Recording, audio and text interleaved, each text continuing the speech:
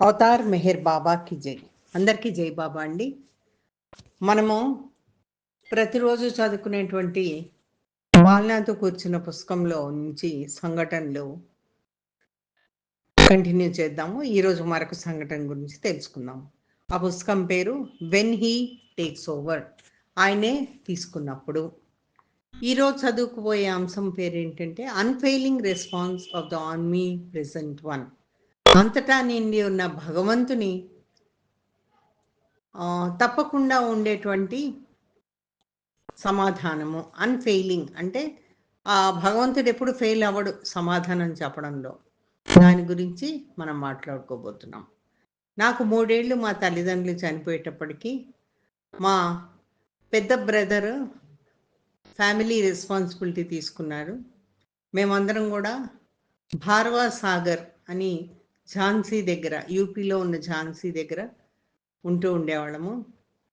నేను మా తల్లిదండ్రులు చనిపోయినప్పుడు చాలా అప్సెట్ అయ్యాను. నేను చాలా కలత చెందాను.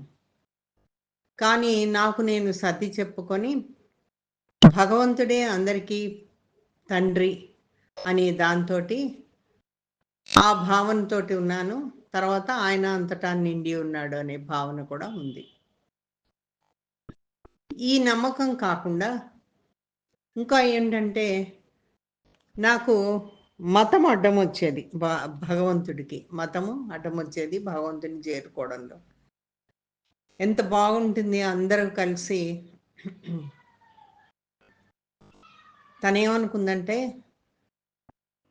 మనుషులందరూ మతానికి సంబంధం లేకుండా ఒక దగ్గరే ఉంటే ఎంత బాగుంటుందని పెద్ద అవుతున్న కొద్దీ తనకు ఆలోచన వచ్చేది. 1949లో వాళ్ళ బ్రదర్ కూడా చనిపోయారు. ఫ్యామిలీ పరిస్థితి డబ్బులకి అవస్థగా ఉంది. ఆ పరిస్థితి బాగాలేదు. నేను అసలు స్కూల్ కంప్లీట్ చేస్తాను అని అనుకున్నాను. మా సిస్టరు ఇక్కడికి ఇంట్లోకి మూవ్ అయింది తర్వాత ఫ్యామిలీని చూసుకోవడానికి. కానీ జీవితము అనుకున్నంత సులభంగా లేదు. మా ఇంటి వెనక ఒక చిన్న కొండ ఉండేది. నేను అక్కడ వెళ్ళి తరచూ కూర్చునేదాన్ని ఆ కొండ మీద. అప్పుడు అక్కడ కూర్చుంటే నాకు భగవంతుడికి చాలా దగ్గరగా అనిపించేది. నాకెంతో ఊరట కలిగేది. నేను పెద్ద అవుతున్న కొద్దీ ఒక బాబా ఎవరితోటి కాంటాక్ట్ అయ్యాను. ఆయన పేరు నారాయణ్ దాస్ ఖారే. ఆయన బాబా లిటరేచర్ ఇచ్చి కొద్దిగా చదువుకోమన్నాడు. తర్వాత తనతో పాటు దర్శనానికి ప్రోగ్రాంకి వస్తే బాగుంటుంది అని సజెస్ట్ చేశాడు. అది 1954లో. కానీ కొన్ని కారణాల వల్ల నేను వెళ్ళలేకపోయాను. 2 సంవత్సరాల తర్వాత మా ఆర్థిక స్థితిగతులు ఇంకా బ్యాడ్ అయ్యాయి. నేను మా సిస్టర్ తోటి డబ్బుల గురించి దెబ్బలాడాల్సి వచ్చింది. నాకు ఇంకా డబ్బులు కావాలని తన దగ్గర నుంచి ఇచ్చే డబ్బులు సరిపోవట్లేదని అంటే ఆవిడ దానికి అంగీకరించలేదు. నాకు చాలా కోపం వచ్చి, నువ్వు గనక నాకు డబ్బులు ఇవ్వకపోతే ఒక గొడ్డలి తీసుకొని నీ తల నరికేస్తాను అన్నాను. మా సిస్టర్ ఏం పెద్దగా దాంతో చెల్లించలేదు. దాని గురించి పెద్ద పట్టించుకోలేదు. ఏమీ దానికి చెల్లించినట్టుగా కనబడలేదు. నా కోపం గురించి మా అక్కకి తెలుసు. కానీ కొంతకాలం అయిన తర్వాత నా కోపం చల్లారిన తర్వాత ఎందుకు ఇలా మాట్లాడాను, ఇంత ఘోరంగా నేను ఎలా మాట్లాడగలిగాను అని ఆవిడతో అనడం తప్పు కదా అనుకున్నాను. How could I have threatened to take her life? నేను అసలు ఆవిడ జీవితాన్ని చాలిస్తాను అని ఎలా అంటాను? కానీ చాలా బాధపడ్డాను. ఆ రాత్రి నాకు నిద్ర పట్టలేదు.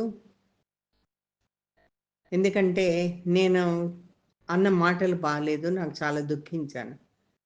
ఫైనల్గా మధ్యరాత్రిలో లేచి ఇల్లు వదిలిపెట్టాను. ఎప్పుడు ఆ కొండ వెనక, ఇంటి వెనకున్న కొండ మీద కూర్చుంటాను కదా, అక్కడికి వెళ్ళాను. నాలో నేను ఎంతో మొదలు పడ్డాను. కంట్రోల్ చేసుకోలేకపోయాను. ఈ ప్రపంచం నుంచి నన్ను తొలగించు అని భగవంతుడిని కోరాను. అసలు చిన్న డబ్బు గురించి, అతి సాధారణమైన డబ్బు గురించి నేను ఇలా మాట్లాడడం ఏంటి అని నేను చాలా మదన పడ్డాను. ఎంతో బాధ అనిపించింది. ఆ చిన్న విషయానికి మా అక్కని చంపేస్తానడం అసలు బాలేదనుకున్నాను.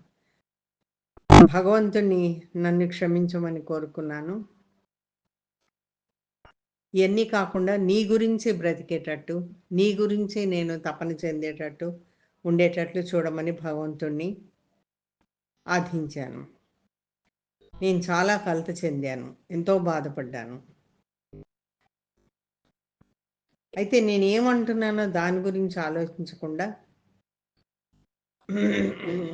ఏమంటున్నాను నేను అని అనుకోకుండా అది అమాంతం అలా వచ్చింది అని మాత్రం అనుకున్నాను.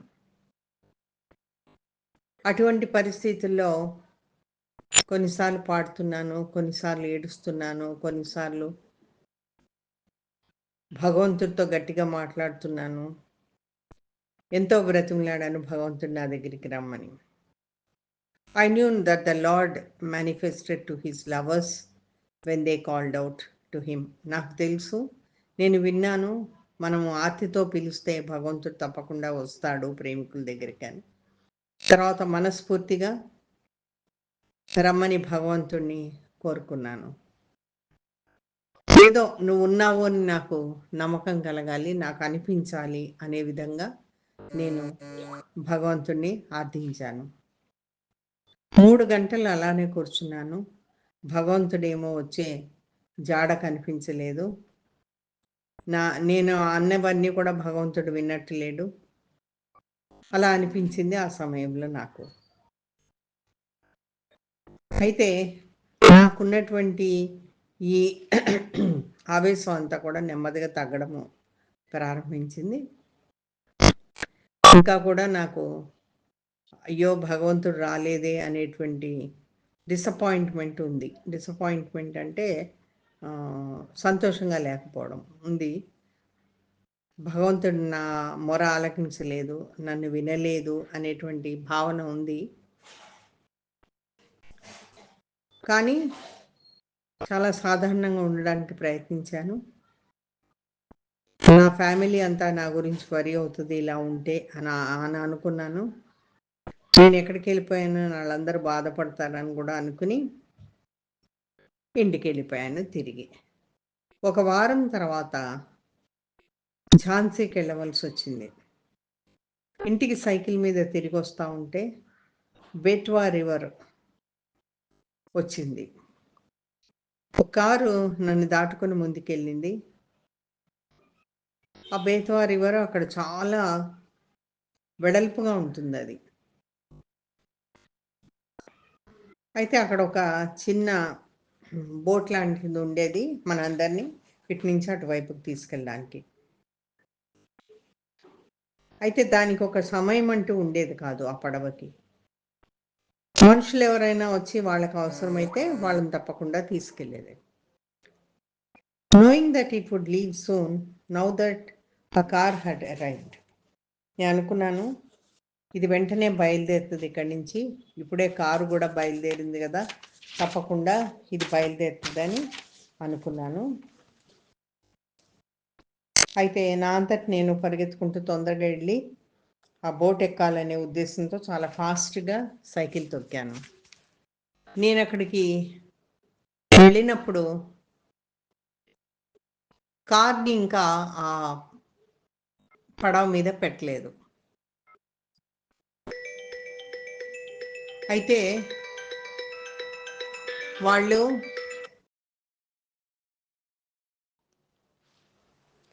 వాళ్ళందరూ నాకు బాగా తెలుసు కాబట్టి వాళ్ళు నన్ను రమ్మన్నారు తొందరగా.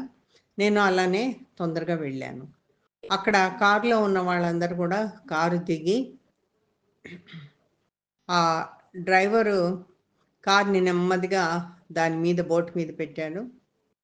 నేనేమో నా సైకిల్ తోటి కారుకి ముందు నుంచున్నాను.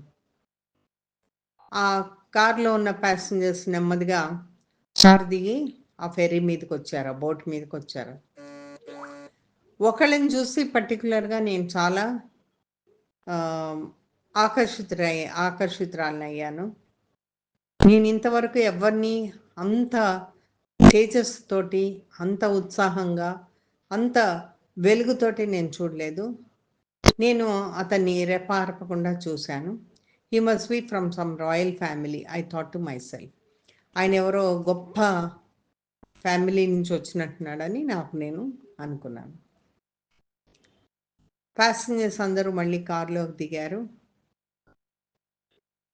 ఒక గంట సేపు దాని మీద వెళ్ళినంతసేపు ఆ నది చాలా పెద్దగా ఉంది కాబట్టి అది ఆ వెడల్పు దాటడానికి టైం పట్టింది.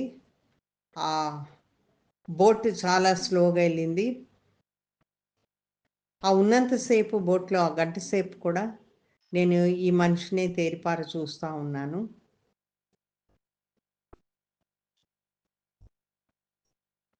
నా లోపల అలజడి తగ్గి నాకేదో చాలా నిదానంగా ఉన్నట్లు అనిపించింది అప్పుడు. అతన్ని చూడగానే, అతన్ని చూస్తున్నంతసేపు నాకేంటో చాలా నిదానంగా ఊరట కలిగినట్టుగా ఉంది. అవతలి ఒడ్డుకి చేరినప్పుడు ఆ దిగి బైక్ మీద నేను ఇంటికి వెళ్ళిపోయాను. టైం గడిచింది. ఈ జరిగిన విషయం గురించి నేను పెద్దగా ఆలోచించలేదు. 1958లో మా ఫ్రెండ్ మెహర్ బాబా దర్శనం ఇస్తున్నారు మళ్ళీ. ఎవరైనా సరే చనిపోయే పరిస్థితుల్లో ఉన్నా కూడా, ఆ బెడ్ మీద ఉన్నా కూడా ఇటువంటి అవకాశాన్ని వదులుకోవద్దని చెప్పాయంట. ఫ్రెండ్ చాలా బ్రతిమలాడాడు, ఒప్పించాడు మనం కలిసి వెళ్దామని. మేము మెహరాబాద్ వెళ్ళాము. ఈ సాయంత్రానికి పెద్ద టెంట్ వేశారు మెయిన్ బిల్డింగ్ వెనుక లోరం మెహరాబాద్లో. ఆ టెంట్లు వచ్చిన వాళ్ళందరినీ అకామిడేట్ చేయడానికి వేశారు. మేమెవరం కూడా పైకి వెళ్ళడానికి, కొండ మీదకి వెళ్ళడానికి లేదు, అనుమతి లేదు మాకు. నేను మటుకు ఆ రాహురి క్యాబిన్ దగ్గరకు వచ్చినప్పుడు దాని మీద ఉన్న సింబల్స్ని చూసి, అంటే దాని మీద ఉన్న మతానికి సంబంధించిన గుర్తుల్ని చూసి ఆ డోర్ దగ్గర అవన్నీ వేసుకునే గమనించాను. ఎందుకంటే ఇవిడ ఇదివరకు అనుకుంది కదా, అన్ని మతాలు ఒకటైతే బాగుండు, అందరూ ఒక దగ్గర చేరితే బాగుండని. నేను పడుచు వయసులో ఉన్నప్పుడు ఇది నాకు ఒక డ్రీమ్లా ఉండేది, అలా జరగాలని. అన్ని రిలీజియన్స్ వాళ్ళు, అన్ని మతాలకు సంబంధించిన వాళ్ళందరూ ఒక దగ్గర ఉంటే బాగుండని. అది చూడగానే నాకు ఆ రాహురి క్యాబిన్ మీద ఉన్నటువంటి గుర్తులు చూడగానే నాకు చాలా సంతోషం వేసింది. తర్వాత నేను కరెక్ట్ ప్లేస్కి వచ్చాను అన్న ఫీలింగ్ నాకు వచ్చింది.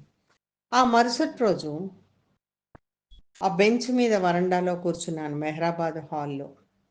బాబా కారు వచ్చింది. All of a sudden that emotion, that upsurge of genuine longing for God which I had felt 2 years earlier on the hill behind my house came back. I found myself weeping.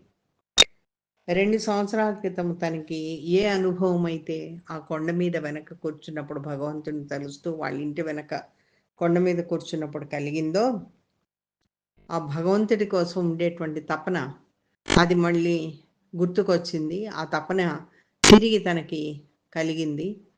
ఏడుస్తూ ఉన్నాను. లేచి నుంచున్నాను. అందరూ లేచి నుంచోవడం గమనించాను. అందరూ queue కడుతూ ఉన్నారు బాబా దర్శనం కోసం. నేను మొట్టమొదట లైన్లో ఉండాలని పరిగెత్తుకుంటూ లైన్కి మొదట్లో నుంచున్నాను. ముందుకు వెళ్ళి లైన్లో నుంచోవడం జరిగింది. నేను మొట్టమొదట బాబాని దర్శనం చేసుకునే వాళ్ళల్లో నెంబర్ 1గా ఉన్నాను. లేదు నేను అనుకున్నాను. But then Baba gestured that the men would have to wait and the women would have darshan first. బాబా అన్నారంటే మగవాళ్ళందరూ ఆగండి, ఆడవాళ్ళు ముందు దర్శనం చేసుకుంటారని. కాబట్టి తను అక్కడ నుంచుంది. లైన్లో ముందుగా అందరూ ఒక్కొక్కళ్ళు వస్తూ ఉన్నారు బాబా దర్శనానికి గాను. నేను అక్కడ నుంచుని అందరినీ వాచ్ చేస్తున్నాను, నోటీస్ చేస్తున్నాను.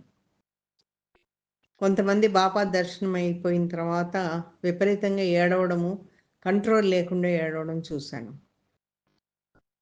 ఒకళ్ళైతే ఫెయింట్ అయిపోయి స్పృహ తప్పి పడిపోయారు.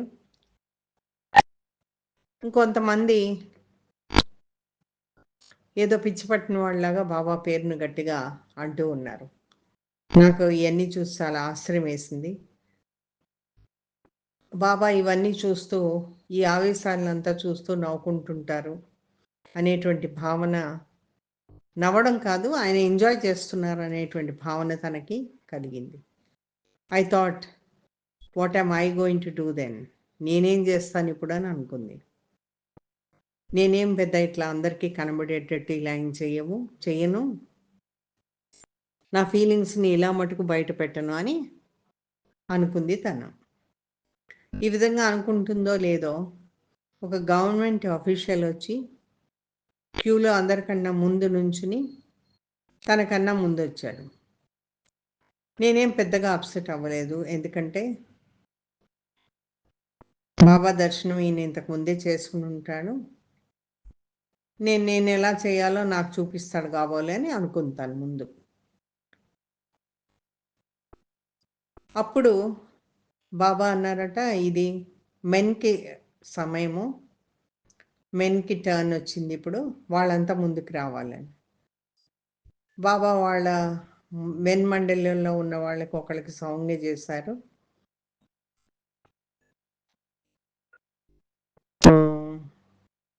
అయితే వాళ్ళు ఎవరికైతే బాబా సౌజ్ఞ చేశారో ఆయన తనని చూపించి ఏదో గుర్తుపట్టినట్టుగా చూశారంట. How I went forward to Baba, అట్లా చెప్పడము, ఏదో సౌజ్ఞ చేశారు రమ్మన్నట్టుగా దాన్ని.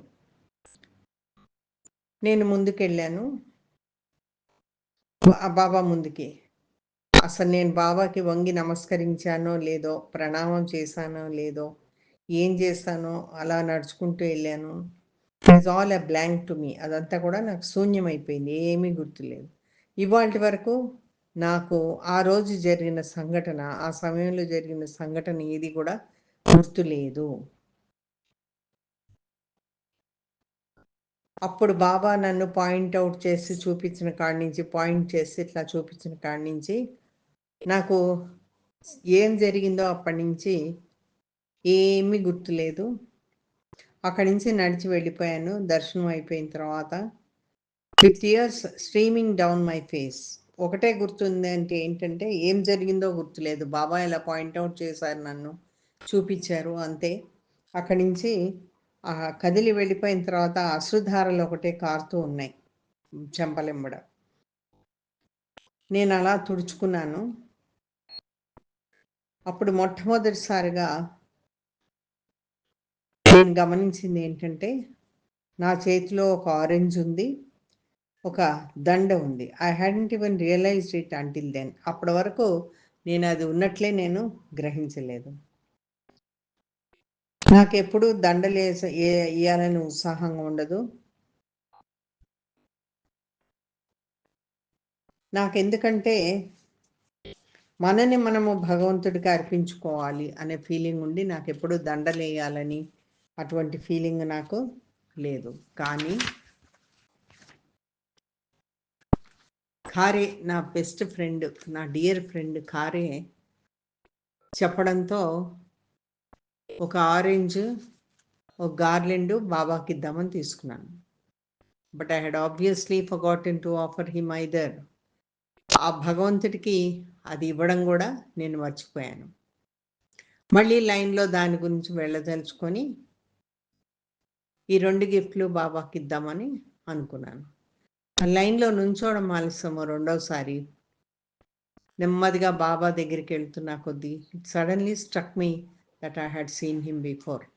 ఆ రెండోసారి ఎప్పుడైతే లైన్లో వెళ్ళిందో అప్పుడు తనకి అనుకోకుండా తనకి గుర్తొచ్చింది ఏంటంటే ఈయన్ని ఎక్కడో చూశాను నేను ముందు అన్నట్టు గుర్తొచ్చింది. ఎక్కడ చూశానా అనేది ఇంతకుముందు గుర్తులేదు. కానీ సడన్‌గా నాకు గుర్తొచ్చింది ఏంటంటే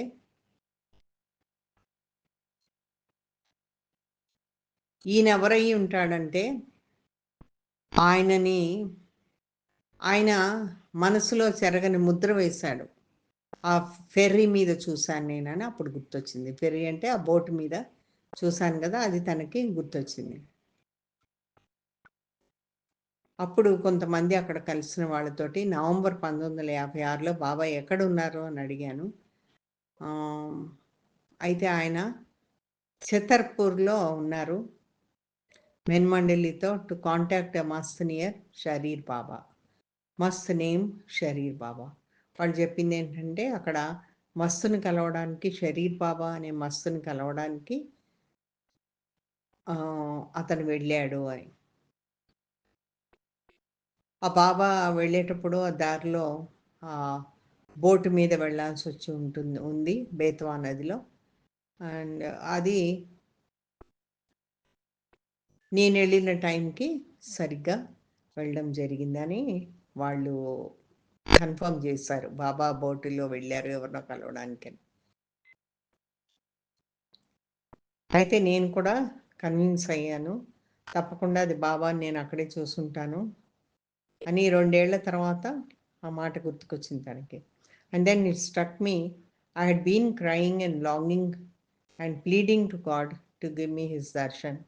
అంతకుముందు తను ఎట్లయినా సరే నువ్వు నాకు దర్శనం ఇవ్వాలి తండ్రి, భగవంతుడా నువ్వు అంటూ ఉంటే అని దండం పెట్టుకుని ఎంతో ఆతృతతో బాబాకు భగవంతుడికి దండం పెట్టుకోవడము, ఏడవడము, చూడాలనే తపన ఇవన్నీ కూడా తనకి గుర్తొచ్చినాయి. అది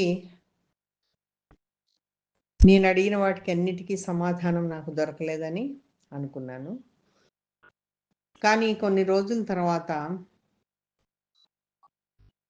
గుర్తొచ్చింది ఏంటంటే not only had God given me the rare privilege of glimpsing his human form. ఒక అరుదైన అవకాశము భగవంతుడిని మానవ రూపంలో చూడడం నాకు దొరికింది.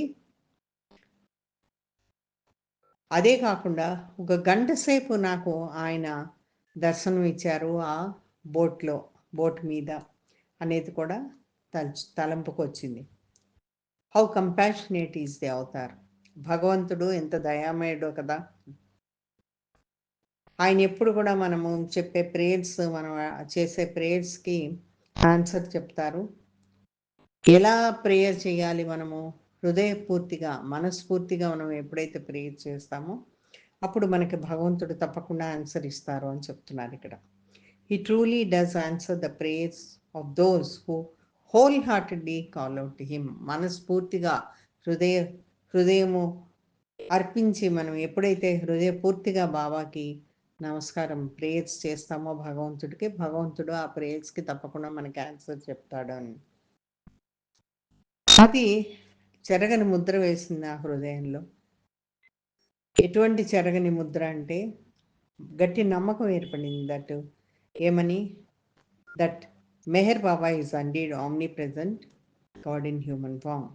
అంతటా ఉన్న భగవంతుడు ఈయన మెహర్ బాబా ఎవరో కాదు, మానవ రూపంలో ఉన్నటువంటి భగవంతుడు ఈయన అంతటా ఉన్నాడు అనేటువంటి ఆ సెంటెన్స్ తోటి ఇక్కడ కంప్లీట్ చేశారు. ఇది మనకి వివరించిన వాళ్ళు రామ్ సహాయ్ యాదా. రామ్ సహాయ్ యాదా అనే అతను మనకి వివరించాడు. అవతార్ మెహర్ బాబాకి జై.